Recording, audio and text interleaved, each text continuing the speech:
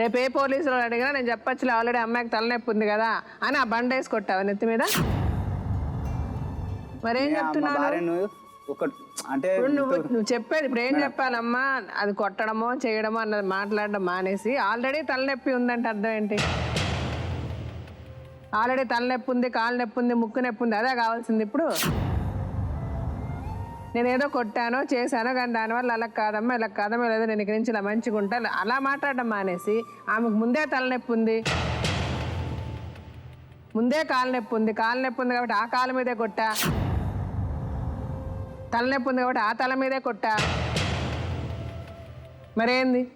నా భార్యని మంచిగా కొట్టకుండా తిట్టకుండా మంచిగా చదువుకుంటా మేడం. ఇప్పుడు అతను నిన్ను నీ కూతుర్ని కావాలి చూసుకుంటాను అంటున్నాడు, నువ్వు వెళ్తావా లేదా? వెళ్ళను మేడం, చూసుకోండి మేడం.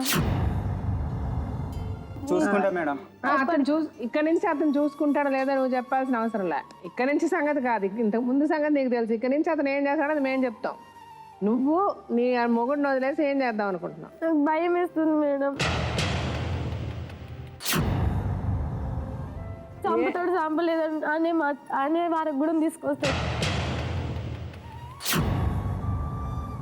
నా మెడల మీద కాళ్ళు వేసి తొక్కుతాడు మేడం. ఒత్తితే ఇవన్నీ నొప్పులు, నరాలు, మెడ నరాలు ఆగుతాయి. ఎందుకు అబద్ధాలు ఆడద్ది? ఛాతి గుంజుతాను మేడం, మోసాడక. తాకుండా తొక్కావా?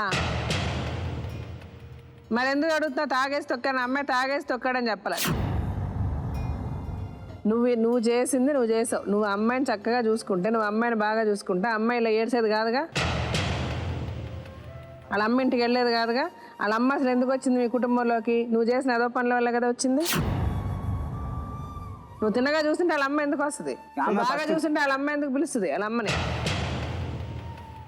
చేసిన అదో పనులన్నీ చేసి అంత నాశనం అయిపోయిన తర్వాత ఇప్పుడు ఆ అమ్మాయి నువ్వంటే అంత భయపడే పరిస్థితి నువ్వు తెచ్చుకున్న తర్వాత ఇప్పుడు నా పెళ్ళాం కావాలంటే ఎందుకు వస్తుంది? మాన్స, ఇంతవరకు ఏం జరిగింది ఏంటి, మీ అమ్మ ఏం చెప్పింది, పోలీసులు ఏం చెప్పారు, ఇవన్నీ పక్కన పెట్టు. నువ్వు ఇంత దూరం వచ్చి మమ్మల్ని నమ్మొచ్చావు కాబట్టి నా గురించి నేను చెప్పేది ఒక 3 నెలల టైం అతనికి. నువ్వు వెళ్ళి అతనితో సంసారం చెయ్యి. అతను నీ నీ నీ ఒంటి మీద చిన్న గీత పడ్డా దానికి రెస్పాన్సిబిలిటీ అతనే. అది రాయించి తీయించుకుంటాం. నీకు ఏ కష్టం కలిగినా తీసుకెళ్ళి లోపల నేనే ఇస్తా. నా టెలిఫోన్ నెంబర్ నీకు ఇస్తా. అర్ధరాత్రైనా అపరాత్రైనా నువ్వు కానీ మీ అమ్మ కానీ ఎవరన్నా నాతో మాట్లాడచ్చు. అతను ఏమాత్రం నిన్ను ఏమన్నా ఒక మాట అన్నాడని అంటే నేనే తీసుకెళ్ళి లోపలే ఇస్తా, పర్లే. మాకు చేతనైనన్ని కేసులు తీసుకుంటాం. మాట్లాడిపోయి వెళ్ళాడు. అలా కాదు, ఉండు అమ్మ, మీరు అటు వెళ్ళండి, వెళ్ళి మాట్లాడిపో, చెప్పు నువ్వే విధంగా నమ్మిస్తావు.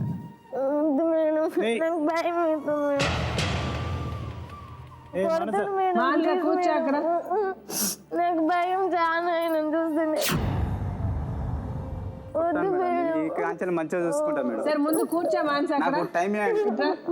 చెప్తాను మేడం. సార్ నువ్వు కూర్చో అక్కడ ముందు. కొట్టాను అన్నప్పుడు కొట్టాను.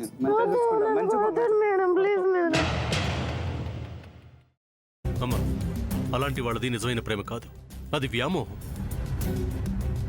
ఎగ్జాక్ట్లీ చిన్నత్త, నిజంగా ప్రేమించుకున్న వాళ్ళు అలా చేయరు.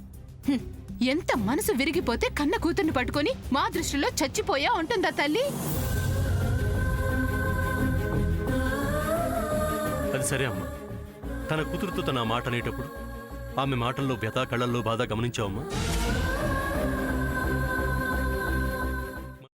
పెద్దబాబుకు బర్త్డే విషెస్ చెప్పు కూడా వెళ్ళాం కదా.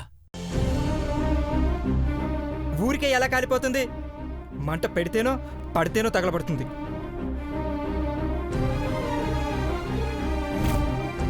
కరెక్ట్ చిన్నబాబు, నీకొచ్చినట్టే నాకు డౌట్ వచ్చింది. పార్వతే షర్టును తగలబెట్టిందనుకుంటా.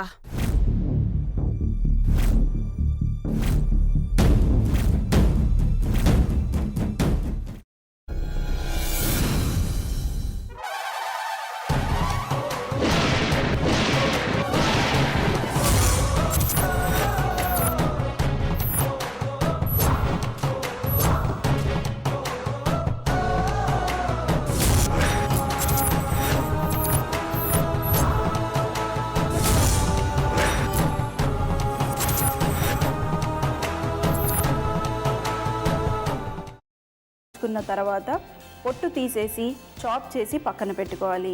ఒక ప్యాన్లో కొద్దిగా నూనె వేడి చేసి అందులో ఆవాలు, మినప్పప్పు, శనగపప్పు, కరివేపాకు, సన్నగా తరిగి పెట్టుకున్న ఉల్లిపాయలు వేసుకుని 1 నిమిషం పాటు వేయించుకోవాలి. ఆ తర్వాత కాల్చి కట్ చేసి పెట్టుకున్న వంకాయని కూడా అందులో వేసుకుని బాగా మిక్స్ చేసి బౌల్లోకి ట్రాన్స్ఫర్ చేసుకుని అందులో తగినంత చిక్కటి పెరుగు లేదా పల్చటి పెరుగు వేసుకుని మిక్స్ చేసి అన్నంతో కానివ్వండి, చపాతీతో కానివ్వండి సర్వ్ చేసినా చాలా బాగుంటుంది.